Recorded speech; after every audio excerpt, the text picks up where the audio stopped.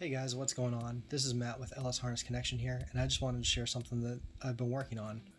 This is the LS Harness Connection BenchTune Pro. It is a compact OBD2 interface for bench and on-the-go tuning.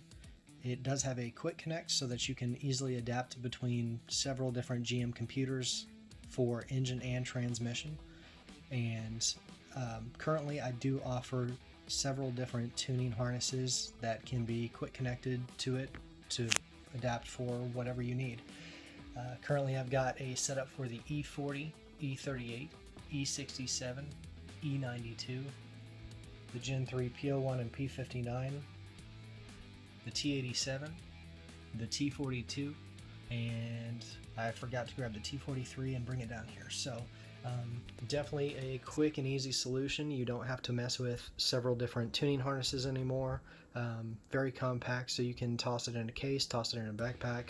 This will actually be offered with a case once I source one that is good design and something easy to work with, and most of all not very expensive.